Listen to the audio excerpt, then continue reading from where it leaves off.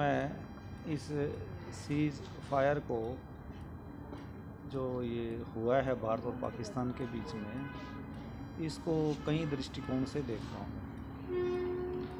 पहला दृष्टिकोण तो ये है कि 22 अप्रैल का जो बुज़दिली वाला कायराना तरीके से किया गया जो हमला था निहत्थों पर, जिसमें कि मेरा बेटा लेफ्टिनेंट विनय नरवाल भी विक्टिम हुआ और आज हमारे बीच में नहीं है। उससे जो दुर्घटना थी उसका बदला भारत सरकार ने बहुत अच्छे से लिया है और उसको पनाह देने वाले, आतंकवाद की विचारधारा को पनपाने वाले, उसको बढ़ाने वाले, पालन पोषण करने वाले, आतंकी पैदा करने वाले और आतंकियों को इस से पहले जो भारत सरकार ने और सेना के तीनों अंगों ने और उसके जवानों ने जो कि जिस कार्य कुशलता के साथ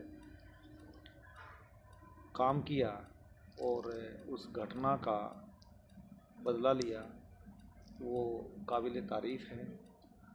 और अब बात आती है सीज़ फायर की, तो ये एक राष्ट्र की अपनी कूटनीति होती है, अपनी नीतियाँ होती हैं। अन्य देशों को भी देश भी इससे अछूते नहीं रहते। तो राष्ट्र अध्यक्ष ने और हमारे देश के यशस्वी प्रधानमंत्री ने जो निर्णय लिया है वो उसको मैं स्वीकार करता हूँ और हम उससे सहमत हैं। अगर कोई दोबारा कार्रवाई करता है, इस तरीके की हमला करता है, तो भारत को जवाब देना चाहिए? देना नहीं चाहिए। मैं कहता हूँ यदि वो सीज फायर का उल्लंघन करता है तो उसको पाकिस्तान की तरफ से यदि सीज फायर का उल्लंघन होता है तो उसको ख़त्म कर देना चाहिए। एटलीस्ट बलूचिस्तान बन जाना चाहिए, एटलीस्ट पीओके पे हमारा कब्जा होना चाहिए, एटलीस्ट इस तीनिया जो बाल्टिस्तान का हम सुनते हैं वो सब चीज़ें, क्योंकि वहाँ के लोग भी इन लोगों से बहुत त्रस्त हैं।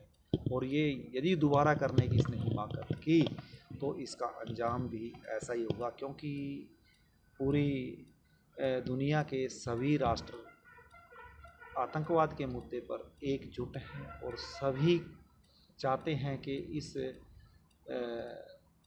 आतंकवाद रूपी राक्षस को का संपूर्णतः इसको नष्ट किया जाए, दुनिया से ख़त्म किया जाए, क्योंकि तभी सौहार्द के साथ हम सब रह सकते हैं। भारतीय सेना को कोई मैसेज या? हाँ, भारतीय सेना को मैं तीनों अंगों को बधाई देता हूँ और उनके मनोबल के लिए उनको शाबाशी देता हूँ, क्योंकि उनके जो जिस तरह से हमारे यशस्वी प्रधानमंत्री मोदी जी ने उनको ओपन हैंड दिया, तब वो एक सफलता के साथ और पूरे मनोबल के साथ इसको इस तरह की घटना का बदला लेने के लिए जो कार्रवाई की गई उसको अंजाम दे पाए, ये काबिल तारीफ़ है।